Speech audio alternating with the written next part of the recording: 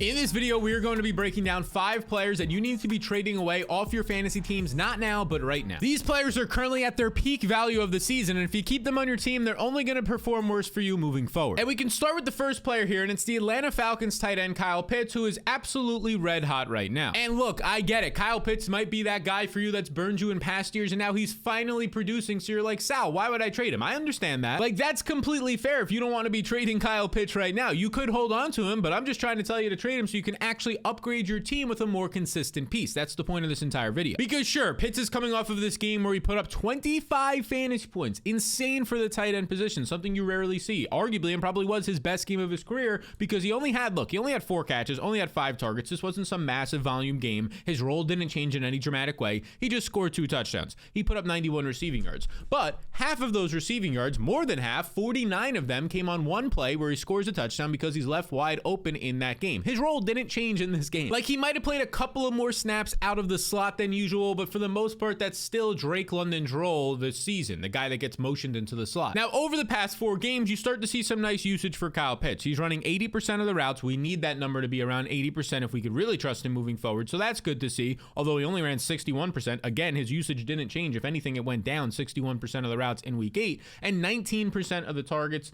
during this 4-game stretch. So 19% of the targets is solid, but is it elite? Is it the 24% that we were hoping coming into the season? No, because Darnell Mooney has been more involved in this offense. And let's also keep in mind that Drake London isn't going to just go for 7 fantasy points every single game. 4 catches for 34 yards on only 6 targets. I mean, this was a complete outlier for what Drake London has been doing. If we pull up player profiler's game logs right here, obviously there was week 1 where Drake London struggled, ranked 80th amongst wide receivers at 3.5 points. Okay, we understand that that was a bad game. Kirk Cousins' first game, everybody started going crazy. Can Kirk Cousins ever even move again? Well, then since then, it's just been wheels up for Drake London. He scored 12 plus points in every single game. He's had 6 plus receptions in every game. This massive performance of 33 points. You can keep scrolling. Every single week he's producing, except for this week. So I think I'm going to bet on the 6 straight weeks of production from Drake London from great slot usage than the 1 week where he doesn't produce, and that led to Kyle Pitts having a nice game. And then, as I mentioned earlier, Darnell Mooney is also ahead of Kyle Pitts on the season. We showed you Kyle Pitts seeing a 19% target share the last month of the season. Well, Darnell Mooney has seen a 23% target share during this time.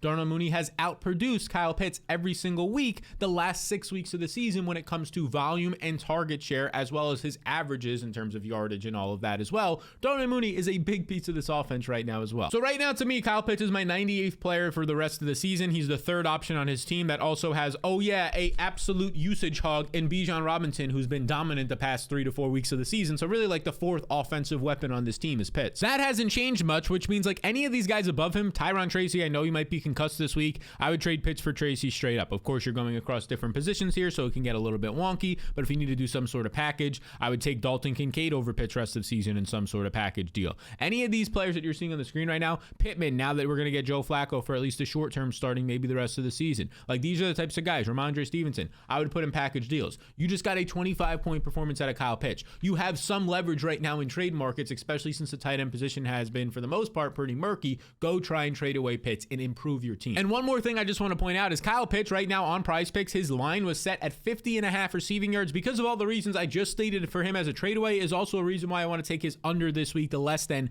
in the markets over on Prize Picks. I paired that with J.K. Dobbins, less than 67.5 receiving yards. You could take this as well if you want to. I'll put a QR code up on the screen. When you sign up with code SAL23, you get a free match up to $100. So if you put in 20 to take that, they'll give you a free $20 bet as well. Now, the next guy we need to talk about is Calvin Ridley, who just had a monster week. And man, oh man, is it about time, because Calvin Ridley, we started to get some of this squeaky wheel narrative. He was getting upset. You look at these previous 4 games for Calvin Ridley. Look at this. This was this past week. This is according to the fantasy or player profile or box scores here, game logs. 22 points this past week. Okay, we know he had a big week. Look at the 4 weeks before this. 7.2 points is not great, but that would be absolutely wonderful compared to his 0.9, 2.5, 1.9. I mean, these are all weeks where he's seeing good usage as well. He's just not connecting with Will Levis and or Mason Rudolph until this past week. We got a bit of a squeaky wheel narrative, as I mentioned earlier, because he's kind of been complaining and seems frustrated. And we got the first game without DeAndre Hopkins, which matters somewhat, but not a ton. And those combinations, plus the fact that, look, I think just in general, he's your only option out there when you're trailing by 20 to 30 points. You have Calvin Ridley going for this monster performance of 10 catches, 143 yards,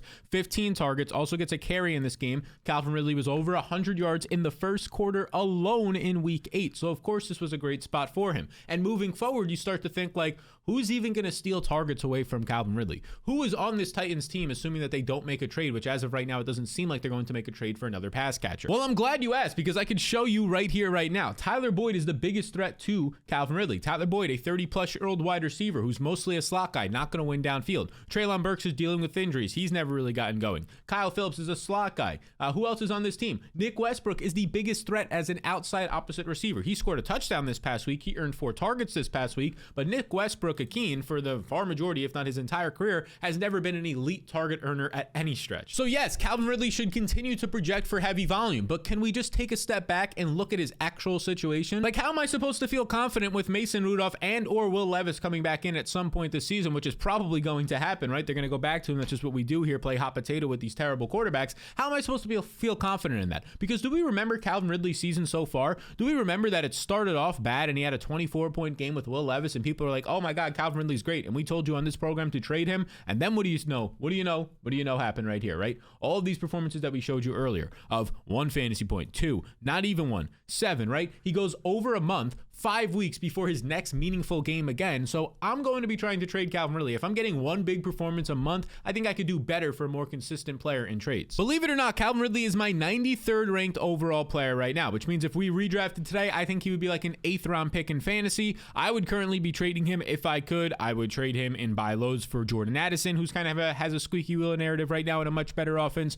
I would trade him for definitely Bucky Irving. I think this is a fantastic option. Bucky Irving off a 15-point day, 16 opportunities, somebody who looks like the clear main running back in that backfield and averaging 6 yards per touch. Go trade Calvin Ridley for Bucky Irving plus another asset. You could probably even get that done as well. And if you're curious what this tool is right here, this is my rest of season rankings tool. It was just updated and sent out to over 20,000 other people, and you can get access to it as well. All you have to do is simply sign up for my fantasy blueprint that I am only offering for the next few weeks, and then it is done for the entire year. The blueprint has all the tools you need to get to your fantasy postseason, win your weekly matchups, and a fantasy championship. Right here is how you access it. You just follow these 2 instructions, and it'll take you to this page where you sign up through one of our 2 partners. And when you sign up through one of these 2 partners, it becomes absolutely risk-free. It's a one-time payment of $10. You don't make your fantasy playoffs for whatever reason at all, just reach out and you get that $10 right back. So to get access to your fantasy blueprint right now, joining 20,000 other people using the tools that I use in all my leagues, just scan the QR code on the screen or click the link in the description below. Now, the next man I want to talk about is Cedric Tillman, and we spoke highly of this guy the past 2 weeks in the waiver wire ad show, and some people just spent $40 or $50+ in their fab on Cedric Tillman this past week, and I understand all that. Like, the hype for Cedric Tillman is justified. This past week in his first game with Jameis Winston, he goes out there, runs 93% of the routes, earns a very nice 24% target share, and what do you know? He pops all the way off, nearly 30 fantasy points, multiple touchdowns in this one, 7 catches,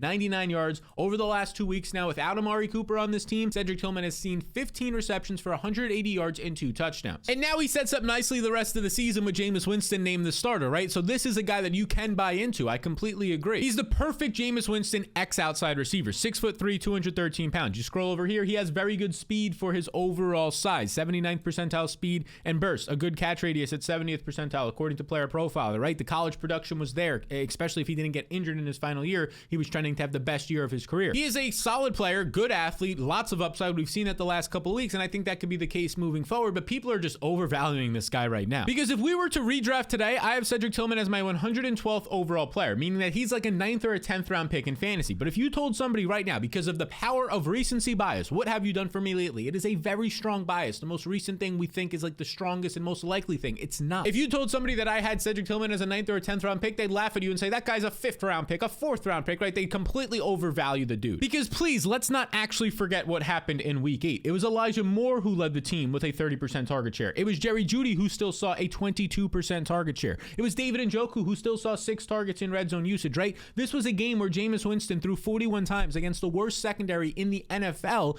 Yeah, you're going to get some productions out of your receivers. Yeah, especially when one of those receivers is running wide open for a 40+ yard touchdown downfield. So again, I believe in Cedric Tillman. I think he's a good player. I think you should start him in fantasy a lot of weeks, but if you can get a better player for him right now in trades, why not do that while his value is high? And in my opinion, I think there's 111 players that are better than him right now in fantasy football. I mean, I would trade him 1 for 1 for Rico Dotto right now, coming back for an illness. Definitely Josh Downs, which might be tough now that Joe Flacco is named the the quarterback there. If you can get Tyron Tracy, that's an elite trade. Xavier Worthy, that's a fantastic trade. Like any of these dudes right now, you might even be able to get a couple of them. Jacoby Myers plus Bucky Irving, if that worked out in your league, I think that makes sense. I think you do any of those deals immediately, because after this week, there's a pretty good chance all of this value from Cedric Tillman is completely dropping. And that kind of is what just happened to Tank Bigsby. Now, all of his value didn't drop, but we mentioned last week that the number one trade away player was Tank Bigsby, and you have to get out of the Tank Bigsby business as soon as possible. Say that 10 times fast. Get out of the Tank Bigsby's business. Bigsby's business. That's an interesting company. Look, we saw all the good things happen in week 7 in London. You had multiple touchdowns, over 100 yards, 26 touches on the ground when Travis Etienne missed this game, and that's why we came out of that last week in this video and said, you have to get rid of him. You have to get rid of him. That was the best time to do it, but if you didn't, right now is the second best time. Because Bigsby's usage, look, it was still good in week 8 against the Packers. The Packers ended up losing Jordan Love for basically the entire second half, and really most of that game he was hurt, so the game stayed closer than people expected. So Bigsby plays 66% of the snaps, a guy who's not usually out there if his team's trailing, but since Love was hurt, they weren't in a massive negative game script, and even leading at times. 81% of the rush attempts was a season high. This was another game where Travis Etienne was out, and in this game you get 20 plus opportunities once again for Bigsby, 86 total yards, which is like not the worst day ever, 10.6 fantasy points, but the fact that he just doesn't catch enough passes, these 2 catches, he only had 1 coming into this game, so he had 2 checkdowns, nothing crazy here. They weren't scheme production, they were just kind of panic checkdowns by Trevor Lawrence. No touchdowns. Like if you're getting Tank Bigsby not scoring a touchdown, odds are he's not doing anything for you. He's barely getting you to 7, 8, 9, 10 fantasy points when he rushes for 70 to 100 yards. And simply put, those are not the players I want on my team. I want running backs that can get there in multiple different ways. The passing game, have explosive runs, which Tank Bigsby has the explosive runs part, but not the passing game part, in an offense that's struggling and a defense that's bad, so they're going to be trailing often. And I mean, just look at their upcoming schedule. On the road against the Eagles this week, then they face the Vikings, then they go on the road against the Lions, then they face the Texans. All 4 of these games, the Jaguars are going to be underdogs, and in most of these games, they'll probably be touchdown underdogs. That just screams out Travis Etienne is going to start to see a lot more usage over Tank Bigsby in passing down situations. So right now, I have Tank Bigsby as my 81st ranked overall player. I think if you can get any of these guys above him, Nick Chubb, who just had an 18 opportunity game, that sounds good. If you can get Chase Brown, who's coming off of great usage in back-to-back weeks, only found the end zone but struggled on the ground this week. Deontay Johnson now on the Ravens, if people or the fantasy manager who has him doesn't like that. Jake Ferguson off a down week, although he's been one of the most consistent target tight ends, 7+ targets in 4 of his last 5 games. These are the types of players you can try and make a deal for. Now, before we get into this next guy who just put up over 100 yards this past week and it's time to trade him away, over 60% of you are not subscribed to the channel. Real quick, gentleman's agreement, you made it this far into the video, just double check that you're subscribed. These videos take a lot of time to produce, and the only way you got to pay it back for me if you find them entertaining, helpful, whatever it might be, helping you win your league, you just hit that subscribe button. It really goes a long way. Now, that man who just had the biggest game of his season and now has had back-to-back solid weeks was the Bills wide receiver Khalil Shakir, and check this out right now. If we just look at this over the past 2 weeks, you're getting a 23% target share and then a 29% target share. This is with Amari Cooper, albeit in a limited role on the team. What has this led to? In week 7, his first game with Amari Cooper, caught all 7 of his balls for 65 yards in a tough matchup against Tennessee, by the way, not an easy defense to attack, 13.5 fantasy points. Then in week 8, what do you get? You get him doubling down and doing it again, but even better. Catches 9 of 10 targets, has a carry in here as well, has 10 total touches for over 100 yards, 22.5 fantasy points in an easier matchup for sure against Seattle. So now you're getting back-to-back weeks where this guy is catching 7+ balls. He's now had at least 60 or more receiving yards in 4 of his last 5 games. Khalil Shakir looks really good. I mean, so much so that we're 8 weeks into the season, the dude's averaging nearly 13 fantasy points per game, quietly a top 30 fantasy wide receiver. You scroll down to his efficiency. We knew last year he was one of the most efficient receivers in the NFL when targeted. The same thing is happening this year. He currently ranks top 10 in yards per route run. This is maybe top 2, maybe top 3 best metric to look at in terms of efficiency. It's the best that you can see when you're on the field running a route, how many yards he average. He's top 10 in the entire NFL right now, which is pretty crazy. And as I mentioned earlier, we knew last year this guy was already efficient, and that's when he was dealing with Gabe Davis and Stephon Diggs for competition, and now those guys are gone and there's much less competition in my opinion. Like, the consistency has been there. You just look through this. You get 13 points, 10 points. I mean, this guy has 10+ fantasy points in all but 1 game this year if we scroll through. Only game he didn't was week 6 with 4 fantasy points where he actually left early with an injury. 13.5, 19.9. He's had at least 10 points in all the games he's finished. But the problem is you haven't had really many spike weeks. You had the 1 spike week this past week because it took 10 targets. It took 8 touches for him to go over 100 yards. Because the problem with Khalil Shakir usage this year is this right here. He currently is averaging just 4 average depth of target. His average depth of target yards wise is just 4 yards downfield. He's like a running back. He ranks 102nd amongst all wide receivers. He has just 1 deep target of 20+ yards right now. He only has 3 red zone targets. So we talk about the cheat code targets on this channel, your deep targets, which lead to explosive plays, your red zone zone targets, which lead to big fantasy scores of 6+ points, right? The touchdowns. He only has 4 of those on the season, ranks outside the top 80 wide receivers. He's not being used downfield. He's being used as this underneath, basically a glorified running back and producing after the catch. But that's really hard to sustain. We talked about Wan'Dale Robinson in the past. These productions are hard to sustain because the moment you only see 5 targets in a game, your upside at most when you're averaging 4 yards per target is 20 yards, 30 yards in a game. If you're not finding the end zone, it's over for you. And look, I think Khalil Shakir is way more talented than Wan'Dale Robinson. He obviously has a better quarterback and a better offense, so I would much rather have him over Wan'Dale Robinson, but I'm just trying to say, like, the role is not that great once the targets come down, and the targets are likely to come down in the future because Amari Cooper isn't just going to see 2 targets every game like he did this past week. He's not going to just run 60% of the routes. That's going to get close to 80 to 90+% of the routes, and that's where you start to get a lot of concerns for Khalil Shakir, because if Amari Cooper's target share goes up to what it should be, around 25%, Shakir's is going to drop, and then everything else does as well. So right now, Khalil Shakir is my 92nd ranked overall player. Anybody above him, I would trade him for, but obviously, like, wide receiver for wide receiver could be weird. So if I had to go to running back, I look at Bucky Irving as a very fair deal that I think you can get done right now, and I think you benefit from in the long term. Now, the next guy we got to talk about is Tucker Kraft. Tucker Kraft seems to be like the trendy, this guy's such a good tight end. He's great. And look, if we're talking real life, Tucker Kraft is great. He could produce yards after the catch. He's a solid enough pass catcher, and he's a great blocker for this Packers offense. But he's also been extremely lucky this past 3 weeks or so, because look at this right here. These are the guys that he's competing with on his team. You see Christian Watson, Romeo Doubs, Jaden Reed, Dontavian Wicks. All of these guys are on the team. They're all seeing a double-digit target share the past month of the season, even Wicks with a 13%. Even Josh Jacobs is seeing a 12% target share the past month of the season, and so is Tucker Kraft. So you have 6 different players on this team literally seeing a solid to good to elite target share, so it's all over the place. The offense is spread out, right? We know that. But the guy who's actually getting squeezed the most is Tucker Kraft. Look at this right here. He's earned, over the last month of the season, just a 12% target share. A 12% target share easily ranks outside of like the top 12 to 15 tight ends in fantasy football on a 3 to 4 week basis, yet everybody views Tucker Kraft as like this top 10 guy. At one point this season, people are like, Tucker Kraft is a top 5 tight end, and I'm sitting there as a guy who watches the Packers often in a lot of film thinking like, no, he's not. Because look, I get it. These last 3 weeks, he's produced 16.8 points, 12.3 points, right? Then only 3.5 points. He's producing because of touchdowns. Touchdowns on broken plays. Touchdowns where he's completely wide open. Touchdowns because he's a good player as well, and he's going to score some touchdowns. But if we look at this, these last 3 weeks, now that all of the players on this Packers team are healthy, this is according to Player Profiler, this column right here is his targets. 4 targets, 4 targets, 3 targets. That's the volume we're talking about here. Now that all 4 of the wide receivers are healthy, you're talking about 3 or 4 targets a game. And more times than not, when he's not scoring a touchdown, which again, he's not going to score a touchdown in the majority of his games this year. When he's not scoring a touchdown, he's going to get you 3 to 4 targets, 2 to 3 catches for 30 or 40 receiving yards at most, and be just like every other tight end on your waivers that's getting you 6 or 7 points, albeit in a better offense. I get that. But here's the problem right now with Tucker Kraft and why you need to sell high. He currently has 5 touchdowns on the year, an 18% touchdown rate, meaning 18% of his receptions are going for a touchdown this year. You want to know how that compares to the rest of the NFL? The rest of the NFL, you're happy if you have a 6% rate. So he's currently tripling that production. 1, because he's a good player,